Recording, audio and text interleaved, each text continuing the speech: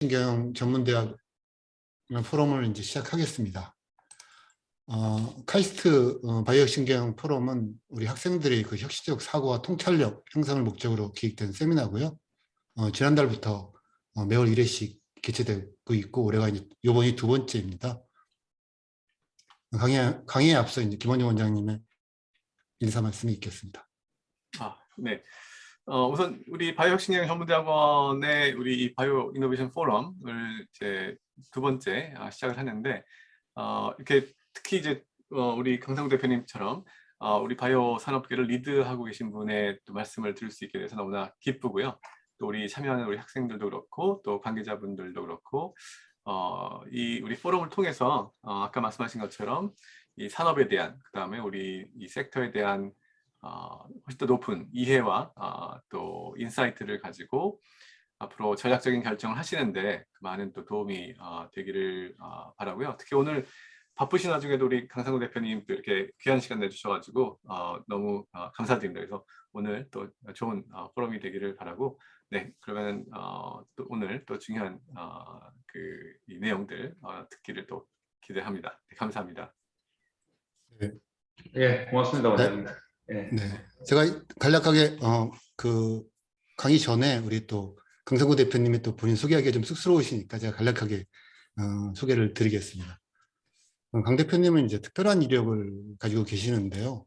이제 뭐 학부는 공학이지만 이제 졸업 이후에 이제 노텔이라든가 삼성전자 또 3M 등 통신이라든가 제조 글로벌 기업에서 근무하셨고, 이제 2015년도부터 이제 지노믹 서비스사인 DNA 링크 회사에서 이제 근무한 이후에 이제 2017년에 이제 본격적으로 메디사피엔스를 창업하셨습니다.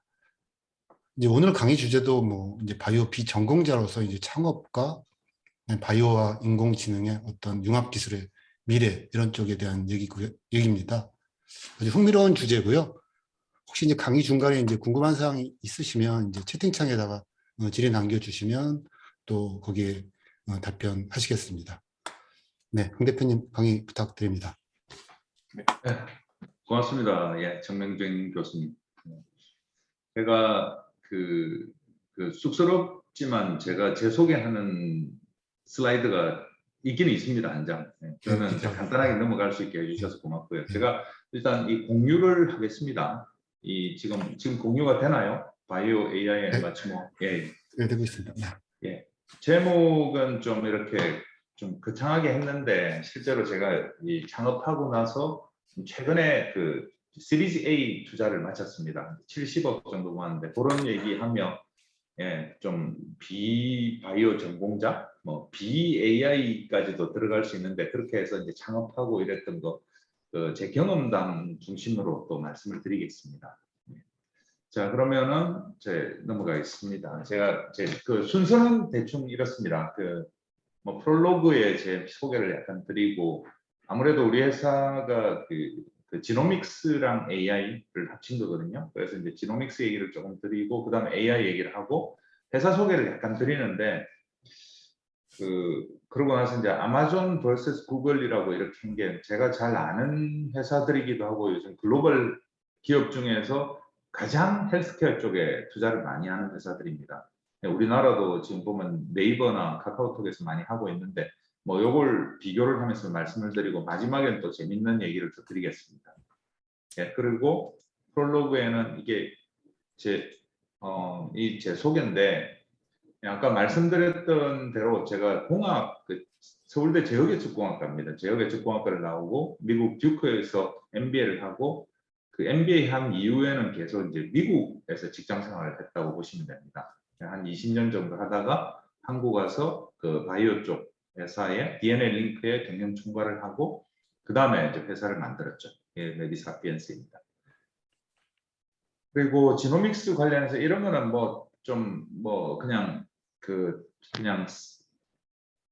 이게 지금 자동으로 넘어가네. 죄송합니다. 이게 지금 그래서 이 지노믹스에 대해서 조금 얘기를 드리면 이 의료 패러다임이 바뀌는 건 다 알고 계실 겁니다. 지금 보면은 그 포스트 디지즈 병이 생기고 나서 그 치료를 한다기보다는 요즘은 자꾸 이제 프리벤션 쪽으로 얘기를 하고 있죠. 그게 결국에는 맞춤 의료가 되고 예, 그래서 프리시즌 메디슨이 되는 겁니다. 예, 그렇게 되면서 지금 이게 지금 자동으로 자꾸 넘어가는데 잠깐만요. 예, 아이고 이런 실수가 계속 나올 것 같아요. 어쨌든 그런 현상이고, 그리고 빅데이터는 어쨌든 그 인간의 유전체 자체가 30억 쌍이기 때문에 한 명의 그 데이터 자체, 지노믹스 데이터도 빅데이터가 되기 때문에 AI 적용이 가능해진 겁니다. 예, 그래서 이 지노믹스를 하면서 맞춤 의료를 하면서 AI가 의료에 많이 이렇게 적용이 되고 있고요. 예, 그렇게 하면서 유전체 분석 기술, NGS라고 부르죠, 그죠? Next Generation Sequencing. 이쪽에는 거의 그 일루미나라는 회사가 거의 잡고 있는데, 그 회사가 거의 한 90% 마켓시ェ어를 가지고 있다고 보면 됩니다. 이 기술도 이제 비약적으로 발전을 했고요. 이것도 보면은 바이오 쪽에 IT 기술, 디지털 기술이 들어가도록 한 큰 기폭제가 됐다고 할 수 있죠. 그리고 유전체학이라는 것은 당연히 이렇게 사실 휴먼 지놈 프로젝트라고 미국에서 있었던 거, 1990년에 있었던 그 프로젝트에서부터 이제 사람들이 유전체라는 얘기를 많이 하고 있죠. 예, 유전체라고 하면 약간 좀 네거티브한 것도 있어요. 그냥 친자 확인이라든지 아니면 범죄 의학 그런 것들이 있는데, 우리가 지금 얘기하는 것은 굉장히 포지티브한 겁니다. 예, 이걸 적용을 해서 병에 걸리지 않게 하고 자기 생활을 컨트롤한다는 그런 의미가 많이 들어가 있죠. 그리고 NGS를 임상에 적용하는 거는 뭐 당연히 보면은 맞춤 처방이라는 게 뭐 커스터마이즈드 메디슨이라고도 부르고 테일러드 메디슨이라고도 부르고 그렇게 했었는데, 오바마가 프리시전 메디슨이라는 말을 썼죠. 정밀 의료. 그래서 우리말도 거의 100% 디렉트 트랜슬레이션 해서 프리시전 메디슨이라는 말로 하면서 통일이 되었습니다. 이렇게. 그리고 개인 유전 정보 분석 서비스는 이제 질병을 예측한다는 거죠. 지금 저희 회사가 하는 거는 희귀 질환인데, 이게 암이나 이런 것들하고 이제 희귀 질환의 차이는, 희귀 질환은 한 군데가 잘못되어 있으면은 그 병이 일어난다는 것이고요. 그 암 같은 경우에는 보통 여러 개의 유전자가 관련되고 심지어는 환경적인 요인, 후천적인 요인까지도 많이 들어가게 되는 거죠. 네, 저희들은 완전히 유전체로 이루어지는 그런 희귀 질환에 포커스되어 있는 회사라고 말씀드릴 수 있고요. 그 다음에는 AI에 대해서 그냥 간단하게 설명을 드리겠습니다. AI라는 게 뭐 이미 많은 분들이 알고 계시겠지만, 뭐 실제로는 엑셀 같은 걸 쓰고도 뭐 AI라고 이렇게 부르기도 합니다, 요즘은. 근데 어쨌든 AI라는 게 이 논문에 보면은 이렇게 다양한 이름으로 들어가 있어요. 그게 결국엔 다 여기 보시면은 뭐 머신 인텔리전스 같은 경우에도, 잠깐 제가 포인트를 좀 쓸게요. 예, 머신 인텔리전스라는 것도 있고, 여기 보면은 이제 자주 듣던 말들이 있어요. 커그니티브 사이언스 같은 경우에는 사실 지금은 사라져버리는, 지금 팔렸죠. IBM 왓슨이 많이 썼던 네임이고요. 그 뉴럴 네트워크는 뭐 다들 아시죠? 우리 신경망을 본따서 이렇게 한 거고, 이 퍼지 로직이라는 게 있었는데, 제가 87학번인데 제가 대학교 다닐 때 1학년 때 87년도에 나왔던 개념이죠. 이런 것들이 이제 그 다음에는 세탁기에도 적용이 되고 이렇게 됐는데, 그런 식으로 하는 이 많은 것들이 어찌 보면은 그 AI를 하는 학자들의 현학적인 허세죠. 자기들이 원래 썼던 단어를 안 쓰고 싶어하는 논문들이 다양한 이름으로 이렇게 발표가 되었고요. 그리고 AI, ML, DL은 다 아시는데, AI는 Artificial Intelligence가 되고, ML은 뭐 머신러닝이 되겠죠. 그 딥러닝 이렇게 계속 이렇게 진화를 하게 된 겁니다. AI라는 표현은 사실 다트머스에서 처음 썼던 게 1956년, 상당히 오래됐습니다. 그때 처음으로 이제 썼던 단어가 되고, 여기 나오는 이분은 앨런 튜링이라고, 뭐 이 영화를 보신 분들도 있을 겁니다. 이 The Imitation Game이라는 이 주인공이었는데, 이 사람의 일생을 본딴 거죠. 이 사람이 사실 컴퓨터에 대한 개념을 많이 도입을 한 사람인데, 백설공주를 좋아했어요, 디즈니에. 그래서 청산가리 묻은 사과를 먹고 죽었다고 또 알려져 있는. 그러고 나서 영국 여왕이 이 사람의 죄를 사했죠. 한 몇십 년 전에. 이렇게 훌륭한 분을 게이로 몰아서 범죄자로 몰았다는 걸 사과하고, 어쨌든 그런 사람의 얘기가 있고, 이 아티피셜 인텔리전스라는 거는 크게 보면은 머신러닝하고 딥러닝 그 안에 들어간다고 보면 되고요. 머신러닝은 그 기계학습, 말 그대로 하면 기계학습, 우리가 보통 얘기하는 그 이미지 트레이닝, 이미지를 이렇게 딥러닝으로 하는 게 전부 다 머신러닝이라고 보면 되고요. 네, 그 딥러닝 안에는 보면은 뭐 CNN, 그 CNN 같은 것도 이 안에 들어가 있고, 뭐 이렇게 지금 뭐 계속 진화가 되고 있는데, 요즘은 여기에 더해서 그 NLP라는 개념이 도입이 돼 있죠. Natural Language Processing 혹은 텍스트 마이닝이라고 부르는. 저희 회사도 머신러닝을 이용해서 그 휴먼 베리언트, 그 제네틱 베리언트를 프라이어타이즈하는 우선순위를 매기는 데도 쓰고 있기도 하고, NLP 같은 걸 이용해서 의학 논문에 들어가서 그 의학 논문을 이렇게 분석해서 어떤 케이스가 있었는지, 어떤 치료 방법이 있었는지까지 보게 되는 것까지 지금 적용을 하고 있습니다. 그리고 이거는 이 신경망과 비슷한 거죠. 이게 지금 생물이라는, 제가 이제 IT 전공을 처음에 하고 생물을 했는데, 이 생물이라는 것이 어찌 보면은 이렇게, 저는 무신론자지만, 이렇게 이 생물이라는 것이 정말 최고의 형태가 아닌가 싶을 정도로 이걸 본따서 패럴렐 프로세싱을 하면서 GPU 같은 게 굉장히 발전을 하게 되고, 그러면서 뭐 비트코인 같은 게 떴지 않습니까? 이런 신경망 같은 걸 보면은 어찌 보면 생물학에서 나온 것을 IT에서 도입했다고 할 수가 있죠. 그걸 이제 다시 또 IT를 적용을 시키는 겁니다. 요즘 돌고 도는 거라고 할 수 있고, 그리고 머신러닝이라는 것은 이렇게 다양한 이름으로 쓰입니다.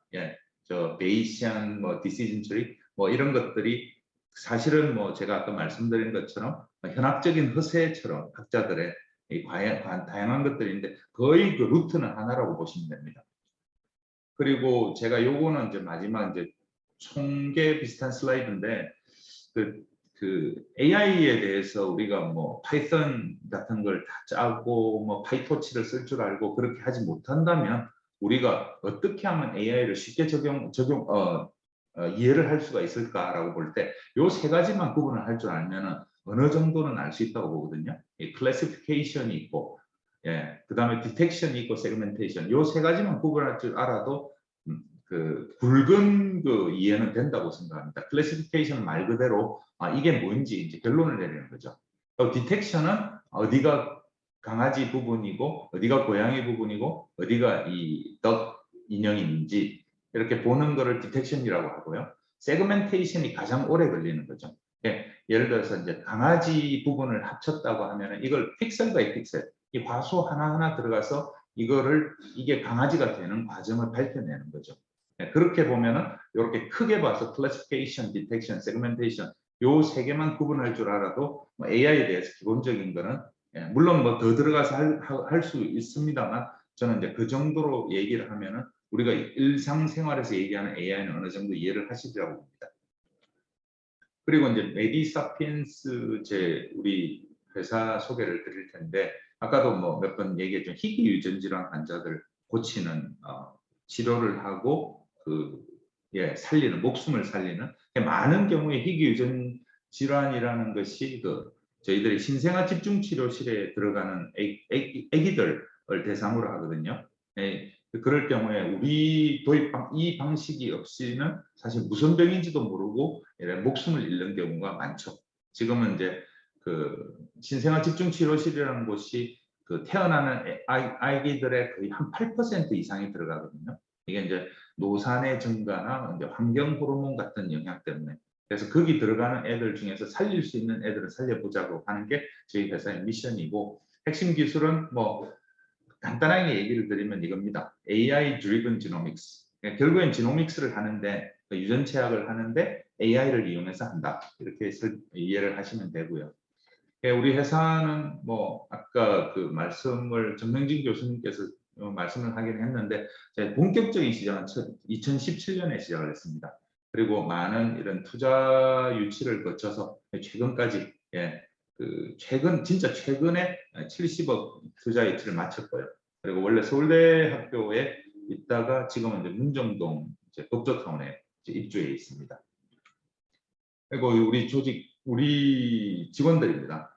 큰 직원들인데, 뭐 제가 있고, 우리 CTO가 있고, 그 바이오 쪽 담당하는 이사가 있고, 그리고 이제 의사 선생님으로서 치프 메디컬 오피서 하시는 분이 계시고, 나머지 이제 박사들, AI나 바이오 쪽의 박사들하고 이렇게 포진을 하고 있습니다. 지금 현재는 한 12명 있습니다. 지금도 계속 새로 신규로 영입을 계속하고 있죠. 그리고 어드바이저리 보드는 뭐 당연히 저희들이랑 일을 많이 하는 병원이 서울대학교 병원입니다. 대화동에 있는 서울대학교 병원에 계시는 임상의들이 계시고, 그리고 지금 샌디에고에 저희들이 지사를 차리고 실험실을 이제 셋업을 하는데, 그 샤프 병원에 있는 그 아트 멘도자라는 사람이 지금 우리 미국에 있는 그 US 랩 디렉터로 지금 되어 있고요. 그리고 이제 보드 오브 디렉터에는 AI 쪽 교수님들하고 둘 다 또 서울대 교수님들이고, 그리고 유럽 쪽에는 제가 이제 장지원 대표님 힘을 좀 많이 받고 있고요. 동남아시아 쪽에는 이 싱가포르에 있는 이 그 데이빗한테 항상 지뢰를 하면서 하고 있습니다.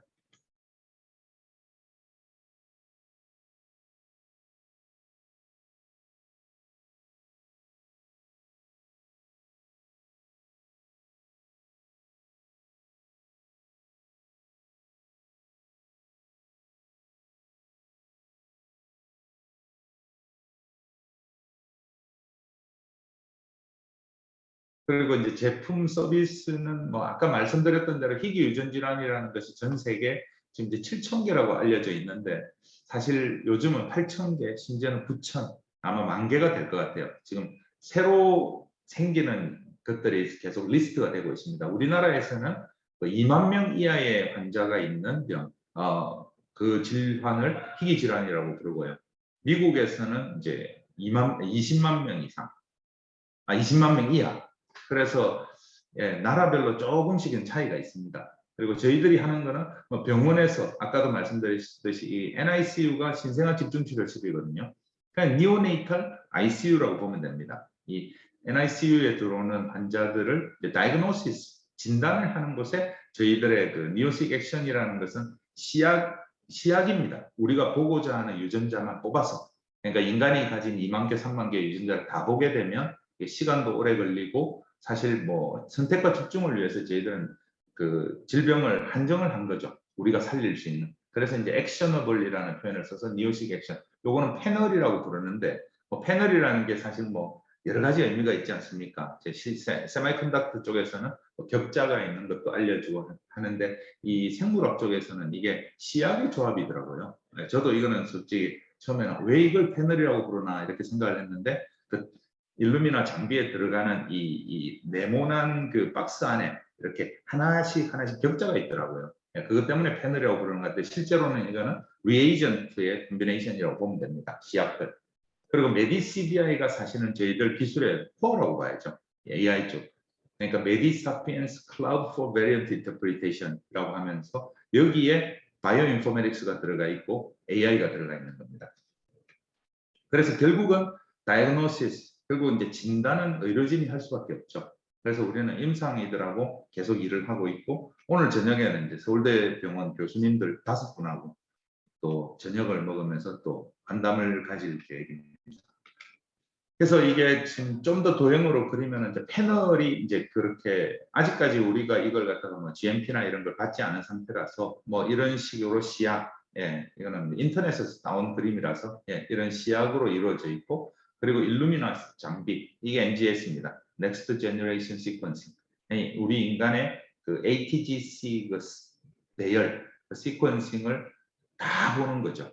그게 이제 얼마나 빨리 보느냐에 따라서 이제 이게 여러 가지 이제 다른 제품들도 존재를 하고 있고요.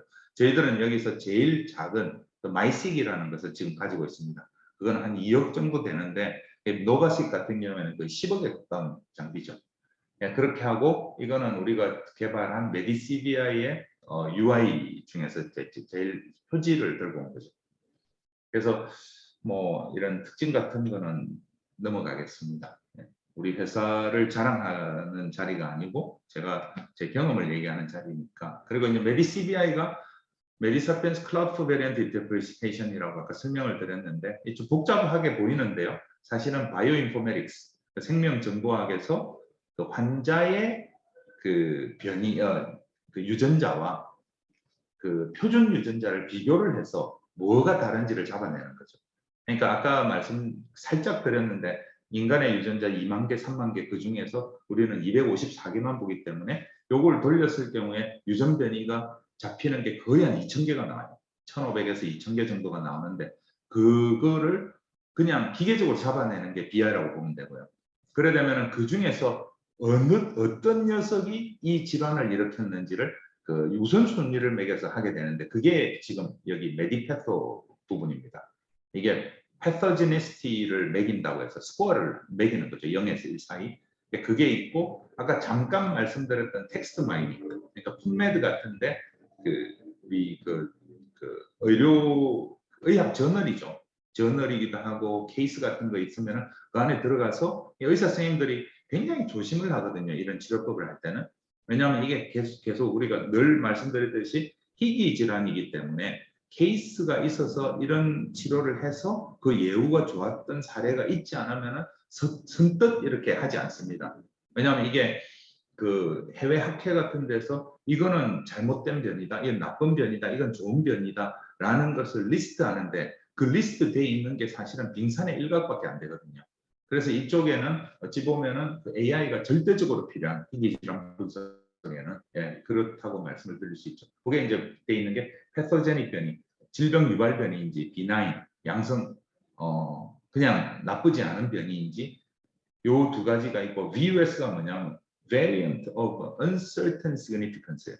불행히도 여기에 사실 불행이기도 하지만 저희들 같은 AI 회사들이 이제 들어가서 quantitative analysis라든지 qualitative analysis를 할 수 있는 영역이 이 VUS 영역이 되는 거죠. 그래서 저희들이 생각하는 것을 의사 선생님들한테 던져드리면 의사 선생님들이 확진을 하게 되는 거죠. 확진을 하는 가능성도 사실은 굉장히 낮습니다. 워낙 희귀 질환의 종류가 많고 심텀은 다 비슷한 경우가 많거든요. 그래서 이쪽은 우리 같은 회사 아니면은 뭐 이런 우리나라에서 이렇게 들어가서 할 영역이 굉장히 많다고 볼 수 있죠. 그래서 임상 시험을 했습니다. 저희들이 임상 시험이라고 부르긴 한데 우리 그 패널과 우리 소프트웨어를 쓰는 거니까 거의 이거는 파일럿 테스트의 개념이 좀 들어갑니다. 그렇게 해서 뭐 신규 환자, 기존 환자들 뭐 보통 이게 희귀 질환 같은 경우에는 죽지 않고 경증인 경우에는 괜찮아지면 또 돌아오고 이렇게 해서 그 다이그노스틱 오디시라고 부르는데 거의 한 7, 8년에 걸려서 그 확진까지 이르게 되는 경우들이 종종 있어요. 그래서 그런 환자들도 하고 신규로 새로 들어온 환자들한테도 해서 지금은 저희들이 그 논문 학회 논문을 지금 신청해 놓은 상황입니다. 곧 아마 퍼블리시 될 거라고 생각되고요. 관련 시장은 뭐 이거는 뭐 늘 쓰는 마케팅 쪽인데 그냥 몇 개 재밌는 얘기만 해드리면 희귀 질환 의약품을 부를 때 orphan drug이라고 불러요. orphan이 고아잖아요, 고아. 그러니까 아무도 안 가져가서 orphan drug이 된 거예요. 그랬던 것들이 지금은 그 항암제라든지 뭐 치매, 뭐 당뇨병, 고혈압 이런 것들이 이미 많은 기전들이 밝혀져서 사실 oversaturated라고 볼 수 있거든요. overcompetitive 해서 희귀 질환 시장은 아직까지도 그 블루오션으로 되어 있는 경우가 많습니다. 이게 물론 시장이 작다 보니까 이게 저도 미국에서 계속 했던 게 그 마케팅이거든요. 마케팅하는 사람들이 싫어하는 게 희귀라는 단어라서 많이 소외받던 영역이라고 볼 수 있죠. 그렇지만 이 영역이 지금 보면은 사회적으로 관심을 띨 수밖에 없고 그만큼 이 숫자가 계속 늘어나면서 관심을 많이 받고 있다고 말씀드릴 수 있고요. 그리고 지금 이제 국내에서는 아마 올해 중에 희귀 질환 센터가 우리나라에는 그 서울대병원을 위시해서 그 지방 국립대 중심으로 들어가 있습니다. 그렇게 지방 국립대 중심으로 되어 있는 큰 이유는 아무래도 희귀 질환은 또 소외를 받다 보니까 국가에서 너희들은 해라. 그렇게 희귀 질환 센터가 만들어져 있는 게 한 12개 병원이 됩니다. 그 병원 중심으로 들어갈 거고요. 그러면서 동시에 이제 삼성병원이나 아산병원 같은 경우에는 저희들이 이번에 샘플도 같이 받는 이런 그 파트너 병원으로 되어 있죠. 그렇게 론칭을 하게 되면은 제가 아까 말씀드렸던 미국 서부에 샌디에고에 있는 샤프 병원에 제가 이제 지난달에도 갔다 왔고 이번 달에도 가고 다음 달에 또 이제 서울대병원 교수님들 모시고 또 가는데 한 달에 한 번꼴로 가는 것 같아요. 예, 이 병원이 우리 그 세컨 파트너가 될 거고요. 그리고 중동 지역에는 그 서울대병원이 이미 진출해 있는 영역에는 들어갈 것이고, 중동이 또 중요한 이유는 이 희귀 질환이라는 게 그 사촌끼리 결혼을 많이 하는 이슬람 국가에서는 굉장히 흔합니다. 우리가 그 합스부르크 왕가 아시죠? 그 오스트리아 헝가리 제국을 했던 그 합스부르크 왕가에 보면은 이 왕들이나 이런 왕자나 공주들이 이 주걱턱이 많아요. 그게 이제 희귀병으로 유전 질환으로 나타나는 병이죠. 그런 쪽에는 뭐 사실 관심이 훨씬 많아지니까요. 거의 그 제가 논문을 찾아보면은 사우디, 카타르, 뭐 이런 바레인 이런 데 보면은 거의 한 30% 가까이가 사촌끼리 결혼을 한대요. 제가 미국에서 유학할 때도 파키스탄 친구들 이런 애들 보면은 사촌끼리 결혼하는 경우가 꽤 많습니다. 어쨌든 그런 것 때문에 중동 지역이 저희들한테는 굉장히 스트래티직 마켓이 된 거죠. 그리고 이제 스케줄은 뭐 이렇게 한국을 이렇게 하면 그 비슷하게 USA하고 미들리스트 이쪽에도 어쨌든 뭐 레귤레이션 같은 게 있기 때문에 그쪽 법을 따라서 국가뿐만이 아니라 또 병원마다 또 다르고, 물론 그런 허들들이 있겠죠. 그렇지만 한국이 지금은 의료 시장에서는 굉장히 앞서가는 선진국으로 돼 있기 때문에 여기서 잘 하면은 그걸 레플리케이트 할 수 있으리라고 생각을 하고요. 그러니까 추가 제품은 역시 뭐 저희들이 신생아 쪽 외에도 딴 거 할 것도 생각을 하고 있고, 그리고 무엇보다 우리가 이게 아까 이제 다이그노스틱 오디시라고 할 때처럼 뭐 한 이게 그 전체 유전자를 다 보는 그런 제품인 경우에는 한두 달 걸리는데 우리는 그걸 3주 이내로 낮췄죠. 사실 이게 가장 중요한 얘기인데 마케팅으로 할 때는 체혈을 그냥 한 방울 정도의 피, 이 한 방울의 피만 쓴다 이거는 솔직히 그 세라노스의 그 엘리자베트 홈즈가 사기를 크게 쳐서 제가 그 말은 좀 안 쓰려고 하는데, 어쨌든 0.2cc 정도면은 우리 제품으로 검사가 가능합니다. 그래서 이렇게 제품을 확장시킬 계획도 가지고 있고, 이거는 이제 우리가 이제 결이 맞는, 우리가 약간은 이제 사회적 기업까지는 아니지만 어느 정도 공공적인 이념이 들어가 있습니다. 올펀 드럭이라서 국가가 서포트를 해줘야 되는 부분도 있고, 그래서 저희들이 국가과제를 하면은 어쨌든 이 데이터 소유를 저희들이 할 수 있기 때문에 가능하면 국가과제가 우리랑 이렇게 결이 맞으면 이렇게 하려고 하고 있죠.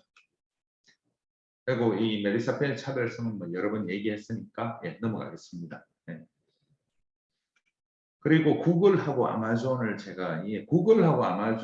제가 이제 얘들 창업할 때부터, 그때 제가 미국에서 막 MBA 졸업하고 직장 생활을 할 때였는데 98년, 99년 이때 이제 창업을 막 했죠. 그 거라지에서 둘 다 했죠. 그래서 이 두 회사가 제가 볼 때는 우리나라에서 뭐 이런 회사를 창업하자는 건 아니고요. 이런 사람들이 무슨 생각을 하는지를 보면 우리의 미래가 어느 정도 보일 것 같아서 저도 이 회사들은 어떻게 하는지 항상 제가 관심을 가지고 찾아보고 있거든요. 저는 구글을 정말 완벽한 회사라고 생각을 했었어요. 테크놀로지 쪽에서 바라볼 때. 왜냐하면 이제 애플이나 아마존 같은 경우에는 있는 기술을 활용합니다, 항상. 근데 구글 같은 경우에는 맨 땅에 헤딩해서 막 가져와요. 그래서 이거는 좀 벌써 이게 한 3년 전 얘기인데 이 구글이 전화를 하죠. 전화를 해서 미장원이나 이 식당에 예약을 합니다. 예약을 할 때 보면 상대방의 반응에 따라서 심지어는 그 슈러깅이라 하죠. 뭐 이런 얘기도 중간에 나갈 정도로 감탄사도 넣고, 지금은 AI가 굉장히 발달을 해 있죠, 이미.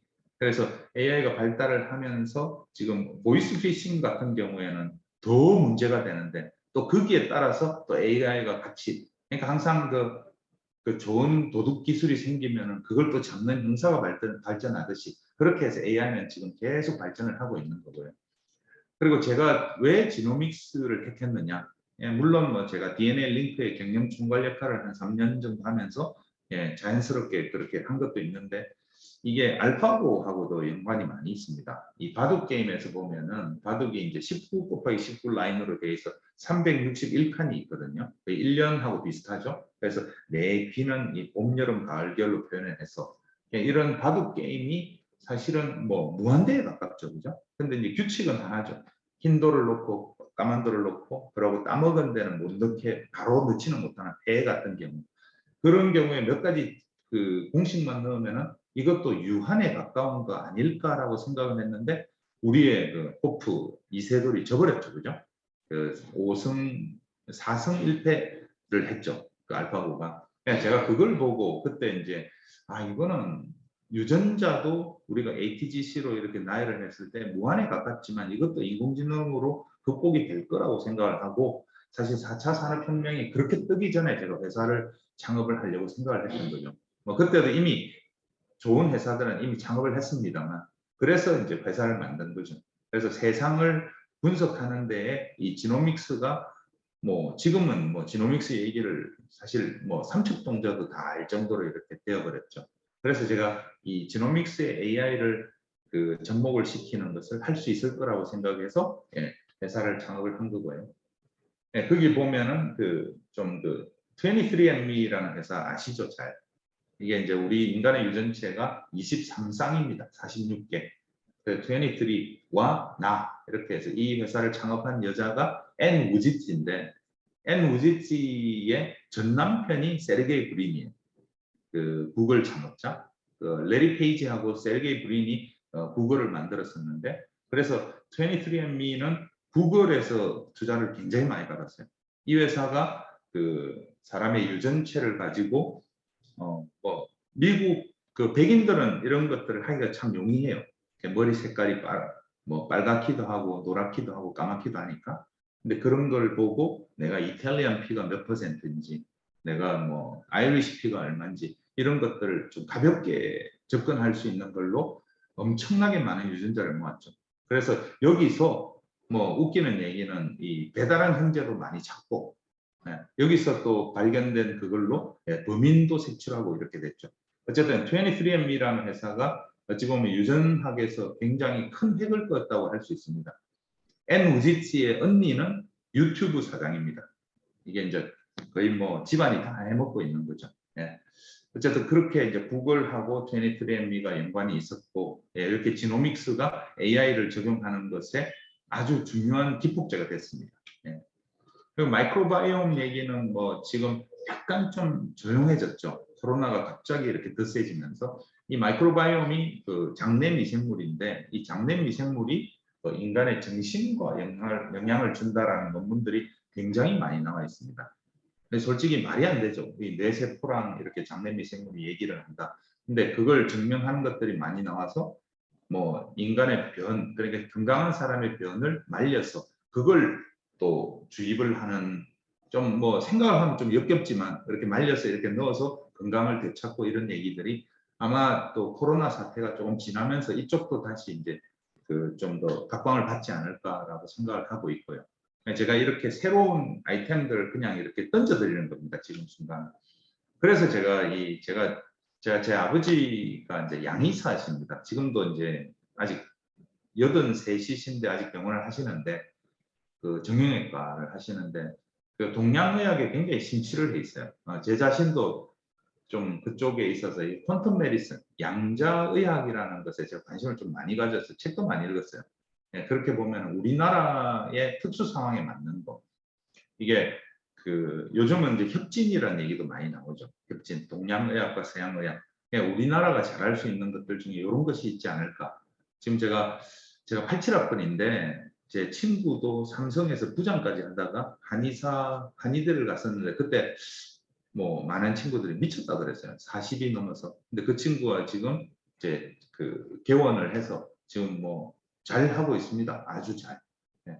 근데 어쨌든 뭐 그럴 때 보면 우리 말에 보면 기가 막히다 뭐 이렇게 감기 이 감기 같은 경우에 이걸 보면요 감기가 플루나 뭐 콜드 같은 의미가 전혀 없어요. 그냥 기가 내려간다는 거예요. 그냥 우리나라 말에는 이 기라는 게 무지막지하게 많이 들어가 있어요. 인기척 같은 경우 혹은 시선. 제가 옛날에 시선이라는 것을 영어로 이렇게 표현을 했어요. 그 영어로 미국에서 내가 직장 생활할 때 그러니까 우리는 시선이라는 말을 쉽게 쓰거든요. 시선이 따갑다 이러면 이걸 영어로 어떻게 표현하겠어요? His eye laser is stinging. 뭐 이런 식으로 할 수도 없고. 그런데 그런 것들이 우리 이 의학이나 이런 곳에 그 몸과 정신 외에 다른 혈도라고 부르는 거 있죠. 무협지 좋아하는 사람들 다 아는 거. 뭐 북두신권 같은데 보면 딱 어디 누르고 넌 3일 후에 죽는다. 뭐 이런 것들이 우리나라 사람들한테는 이렇게 많이 쌓여있기 때문에 이런 것들을 좀 적용을 시켜 있는 것들이 앞으로 좀 괜찮지 않을까. 왜냐하면 남들이 안 하는 걸 해야 되거든요. 예, 그래서 요 슬라이드를 제가 넣었고요. 그리고 아마존이 지금 제프 베이조스가 지금 은퇴를 했죠. 그렇게 하면서 지금은 새로운 그 AWS 아마존 웹 서비스 하던 그 제이 누군가가 지금 CEO가 됐는데 이 아마존이 하는 거 보면은 사실 책방이었잖아요. 책방. 그냥 책 이렇게 주문하면 이렇게 파는 우리나라 알라딘 같은 거. 그게 지금은 뭐 다 하죠. 그 그로서리도 다 하고 지금은 이제 그 필팩 같은 경우에는 프리스크립션 드랍까지도 이렇게 배달을 하게 합니다. 예, 그런 정도로 이렇게 많이 이렇게 아마존이 세상을 막 뒤흔들고 있죠. 예, 그 얘기를 제가 하려고 이렇게 넣은 슬라이드고요. 그리고 이거는 좀 된 얘기긴 한데 제가 그 아마존하고 버크샤이 해서웨이하고 JP 몰간이 인슈런스 컴퍼니를 만들었어요, 실제로. 그걸 만든다고 했을 때 미국에서 큰 인슈런스 컴퍼니죠. 앤썸이나 유나이티드 헬스의 스탁이 뚝뚝 떨어졌어요. 이게 뭐냐면은 이 월스트리트가 아마존, 제프 베이조스가 뭘 하느냐에 굉장히 관심을 많이 가져요. 얘가 뭐 블루 오리진인가라는 회사도 만들었죠. 화성을 왔다 갔다 하는 뭐 이런 여행 산업을 하겠다. 스케일이 크죠. 어쨌든 아마존이 보면은 새로운 기술이 하나도 없어요. 있는 걸 만들지. 있는 걸 활용을 하죠. 애플도 마찬가지예요. 스티브 잡스가 뭐 새로운 걸 했어요. 그냥 있는 거. 스마트폰도 마찬가지고 태블릿 PC도 마찬가지고 그런 식으로 해왔었는데 이런 건 우리도 잘할 수 있지 않을까라고 해서 제가 지금 뭐 제 학생분들한테 이런 쪽에 관심을 가지면서 이렇게 하면 우리도 이런 정도의 우수한 그런 기업들이 나오지 않을까라고 생각을 해서 제가 쓴 거고요. 여기 보면 버크샤이 해서웨이라고 얘기하면 이게 무슨 회사지라고 생각할 수는 있는데 이게 워런 버핏의 회사입니다. 워런 버핏이 여기에 회장이죠. 체어맨일 겁니다. 워런 버핏 같은 경우에 네브라스카에 있어요, 이 회사가. 저도 이 회사 그 주주총회 할 때는 한번 가보고 싶은 생각이 들 정도로. 이게 아마존, 이게 버크샤이 해서웨이가 인슈런스의 트랜잭션을 가장 많이 합니다. 미국에 있을 때 보면 가이코라는 미국에 계시던 분은 많이 볼 거예요. 도마뱀 비슷한 게 나와서 하는 커머셜, TV 커머셜인데 그게 이제 버크샤이 해서웨이고 JP 몰간은 또 제가 첫 직장이 JP 몰간이었는데 여기가 미국 전체 파이낸셜 트랜잭션의 거의 30% 이상을 하거든요. 이런 것들이 모여서 인슈런스 컴퍼니를 만들었는데 접었습니다. 결국은. 어쨌든 그거는 한 번에 에피소드가 되었을 뿐인데 어쨌든 요게 보면은 아마존이 발표를 할 때 항상 스탁 마켓을 완전히 뒤흔들었던 그런 것들입니다. 그로스리 스토어도 홀푸드를 먹었죠, 그죠? 그렇게 하고 뭐 여러 밀키트, 프리스크립션 드라그 이거는 이제 필팩 샀을 때를 얘기하고 그때 이제 CVS나 월그린 같은 게 또 스탁이 뚝뚝 떨어졌고요. 죄송합니다. 이게 제가 자동으로 돼 있는 걸 내가 지금 세팅을 바꿀 방법이 없어가지고 지금 자꾸 넘어가네요. 그리고 지금 저는 이제 제가 약간 좀 생각을 할 수 있는 것은 차를 이 아마존이 온라인으로 판매를 하지 않을까라고 생각을 하는데 여기 약간 바뀌었어요. 지금은 테슬라가 완전히 휩쓸면서 테슬라가 오히려 진짜 디지털 컴퍼니가 지금 오토 인더스트리를 또 잡아먹고 있죠. 뭐 리비안도 있고 뭐 중국에도 이런 회사들이 많은데 이게 뭐 아마존이 혼자서 독식하게 놔두지는 않더라고요. 앨런 머스크가 또 같이 하고 있으니까. 그리고 구글하고 아마존은 보면은 잘 모르는 게 보면은 아마존이 만들어지고 구글이 창업을 했을 때 처음에 $1 million 그 제프 베이조스 개인의 포켓에서 나왔어요. 잘 모르더라고요. $1 million면은 작은 돈은 아니죠, 그죠? 10억이 넘어가니까 그 정도로 얘네들이 얽히고 설켜 있어요. 뭐 우리나라도 뭐 삼성, LG, 뭐 SK 이렇게 결혼으로 얽혀 있긴 한데 아주 이거는 포지티브한 릴레이션이라고 저는 생각을 하고요. 그리고 뭐 지금 뭐 한번 우주 여행 경쟁이 한번 있었죠, 그죠? 그게 보면은 뭐 리차드 브랜슨이라고 버진 그룹에 버진 갤럭틱을 타고 또 갔다 온 또 괴짜도 있었고 그 사람은 영국 사람입니다. 이런데 보면 저는 이런 거 보면서 우리나라도 뭐 CJ가 아니고 그 신세계 이런 거 정용진 회장 같은 경우에도 이런 거 한번 해보면 좋지 않나라고 생각이 들 정도로 그런 건 참 멋있는 것 같아요. 앨런 머스크도 가서 우주에서 한번 찍어서 나오고 제프 베조스도 갔다 왔죠. 뭐 그런 거라든지 캐글닷컴 같은 경우에는 이게 인공지능 이 컴피티션입니다. 컴피티션인데 거기서 1등, 2등, 3등한테 상금을 주는 대신에 그 AI 알고리즘을 공개를 시켜버려요. 제가 이걸 보고 야 이거는 구글 개념인데 안드로이드 같은 플랫폼을 만들어서 그 안에서 뛰어놀게 하고 대신에 거기서 만들어지는 거에서 자기들은 이윤을 어느 정도 책정하고 그래서 캐글닷컴이라는 회사가 처음 나왔을 때 저는 이거는 구글이다 생각을 했는데 역시 구글이 이걸 먹어버렸죠. 그런 식으로 좀 이렇게 산업을 보면서 저는 뭐 지금 지구에서 제프 베조스가 무슨 생각을 할까? 지금은 뭐 마누라하고 이혼하고 거의 35 빌리언 달러를 뺏겼는데도 지금 뭐 전 세계 3등인가 4등인가 뭐 하고 있죠, 그죠? 이혼하면서 돈 많이 줬어요. 근데 그런 사람들이 뭘 하고 있나를 보면은 우리 미래에 도움이 되지 않을까 해서 저도 뭐 별일이 없으면 얘네들이 뭐 하는지는 항상 이렇게 아티클을 체크를 합니다, 아침에. 그리고 보면은 그레일이라는 회사도 있는데 이거는 이제 CDC 그 Circulating Tumor Cell 같은 거, 튜머 셀이 그렇게 피 속에 돌고 있는 요걸 봐서 이 사람들을 한 10년, 20년 동안 계속 추적하면서 이 사람이 죽으면 이때까지 있었던 데이터로 어떤 게 인디케이터였는지를 보는 굉장히 장기간 우리하고는 좀 잘 안 맞죠, 그죠? 우리나라는 빨리빨리 하잖아요. 뭐 우리나라는 뭐 그 자리에서 답 안 나오면 뭐 난리가 나니까. 이런 것들도 좀 조금 더 뭐 바뀌어 가야 되겠지만, 미국 같은 경우에는 그런데도 돈이 굉장히 많이, 베릴리 같은 회사, 그레어 이런 회사들은 지금 상당히 각광을 받고 있는 회사들 중에 하나고 이런 회사들의 그 투자자가 누군가를 들여다보면 다 우리가 아는데 여기 보면 이제 슬픈 이야기, 슬픈 내용이 슬프다고 하면 안 되죠 뭐.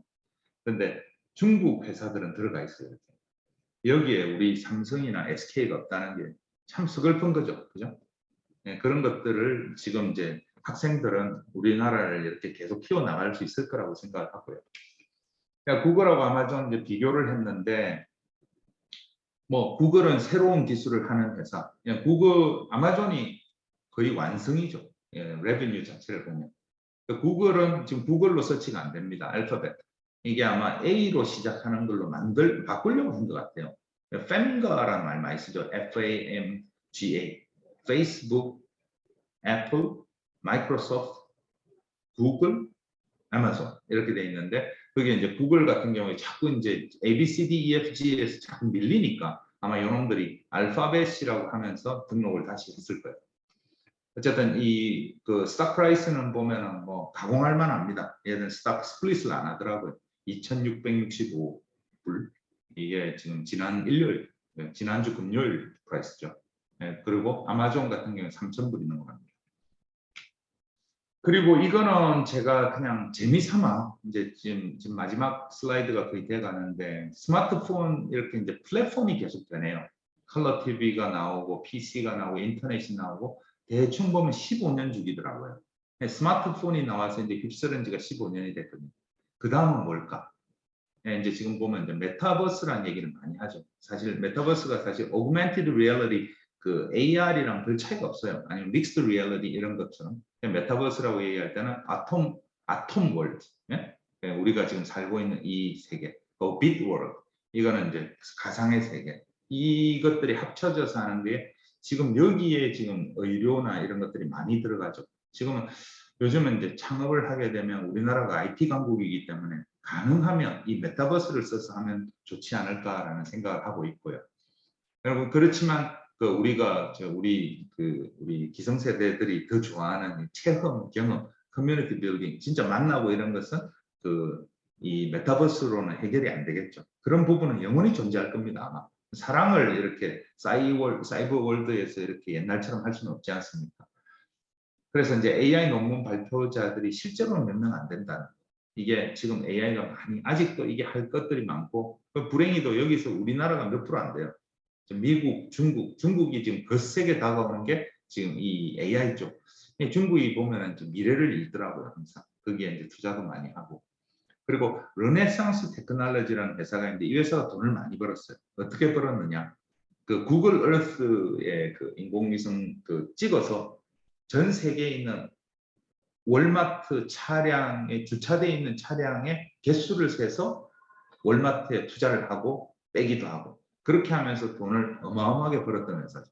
그냥 아이디어죠, 아이디어. 이런 회사들도 있다는 거. 우리나라가 뭐 미국인이랑 1대1로 해서 지지 않으니까 이런 회사들도 좀 생각을 하면서 창업하는 것도 좋을 거라고 생각을 하고 있고요. 헬스케어 토픽이 요게 이제 지금 마지막 슬라이드입니다. 지금 이제 헬스케어 지금 제가 이거 어젯밤에 이렇게 만든 건데 지금 헬스케어 토픽으로 보면 텔레헬스, 텔레메디슨 얘기가 많이 나오죠. 그죠? 이 원격 의료잖아요.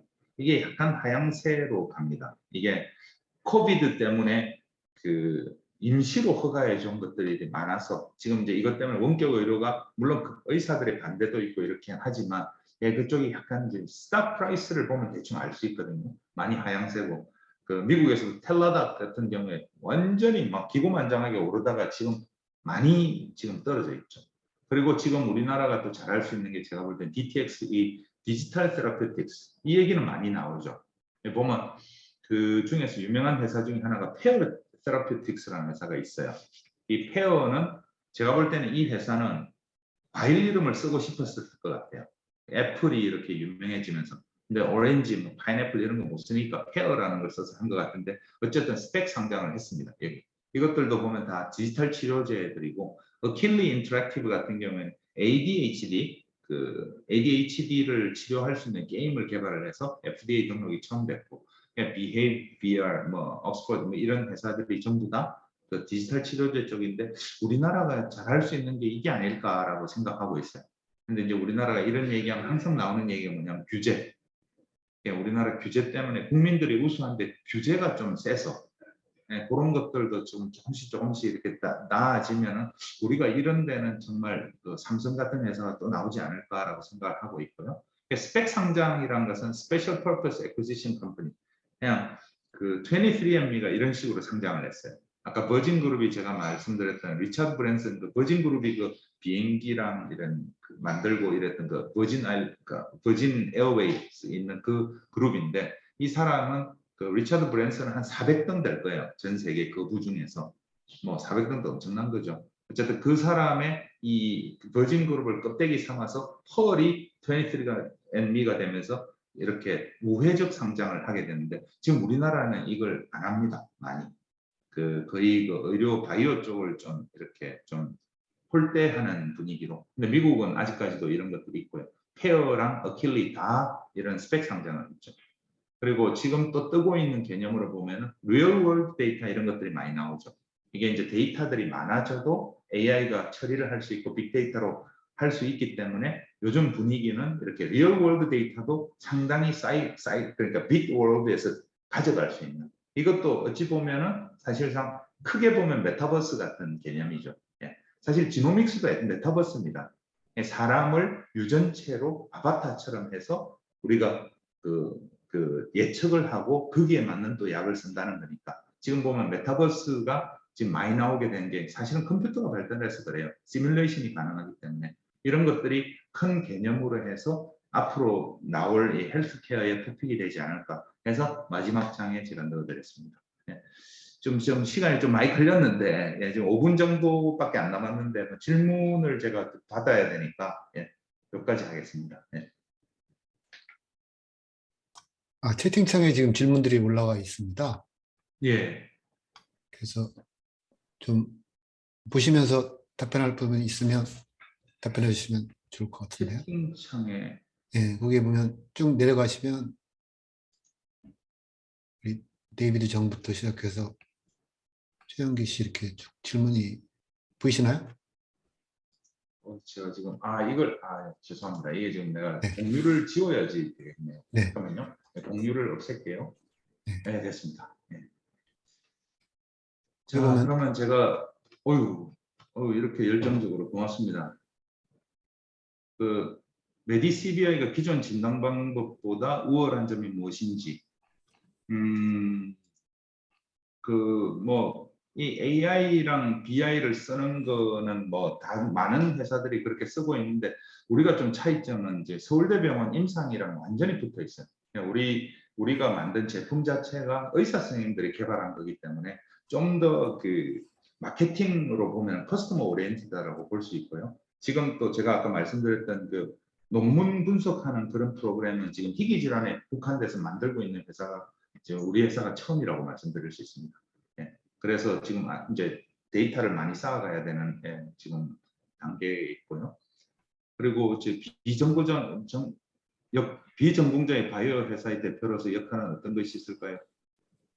예, 지금 이거는 최형기이시네요. 좀 더 구체적으로 초기 영업 마케팅이나 자금 조달, 이설 교단, 프로토타입의 개발에 연구가 더 중요할 것으로 보이고 비전공자의 경우 개발 및 연구의 인바울 정도의 한계가 있을 텐데 이때 비전공자 대표의 역할로 이해해 주시면 될 것 같습니다. 예, 비전공자 대표로서 할 일은 제가 데리고 온 사람들이 열심히 일할 수 있게 환경을 만들어주는 겁니다. 물론 뭐 굵은 그 판단은 제가 내려야 하지만 제가 상당히 저는 좀 컨센서스를 만들려고 애를 씁니다. 우리 그 올리고폴리라고 부르는 거 있죠. 그 보면 로마 시대 참정권 하는 귀족들이 모여서 제가 혼자서 결정을 안 내리고 될 수 있는 대로 많은 사람이라고 할 때 뭐 어제 들어온 신입사원을 포함시키는 건 아니고요. 박사들, 시니어들 레벨로 해서 할 수 있게 하고 근데 그렇게 하면서 제가 다 남들보다 좀 부지런히 하는 건 제가 좀 아침에 좀 일찍 일어나는 편인데 한 5시에 일어나면은 그 영문으로 나온 기사들을 제가 많이 읽어요. 영어를 좀 계속 유지하려고 하는 마음도 있지만은 많은 기사들이 영어로 나왔다가 한국어로 번역 안 되고 없어지는 기사들을 저는 이제 최대한 많이 읽으려고 하죠. 시간은 좀 많이 걸리는데 그런 걸 하면서 좀 아까 제가 말씀드렸던 그 마지막 슬라이드도 만들어졌다고 볼 수 있고요. 바이오 초기 기업은 소유와 경영이 일치가 되어야 대표의 이해관계 일치로 인한 동기부여가 가능할 것으로 생각되고 따라서 창업의 형태도 공동 창업으로 핵심 개발자 또는 CTO가 공동 창업이 바람직할 것으로 보이는데요. 조금 민감한 것 같기도 하고 케이스 바이 케이스일 것 같지만 공동 창업의 이슈, 지분 구조 이슈에 대한 의견과 어떻게 이 부분을 해결하셨는지요. 제가 공동 창업을 하고 싶었어요. 근데 뭐 아시다시피 제가 이제 전공도 아니고 의사 창업도 아니고 대학 교수 창업도 아니고 아무도 돈을 안 태우더라고요. 그래서 제가 제 돈 다 집어넣었죠. 쌈짓 돈 다 모아가지고 한 1억 5천을 넣어서 만들었는데 그럴 때 제 CTO가 제 절친입니다. 저는 서울대 재계과 87이고 그 친구는 정기과고 AI를 이제 그 뉴럴 네트워크 전공을 카이스트에서 석박사를 했죠. 그 친구랑 같이 했는데 공동 창업의 개념이지만 제 돈이 다 들어가서 그렇게 하고 제가 주식을 우리 회사 밸류가 100억이 될 때 제가 우리 직원들한테 25%를 풀었어요.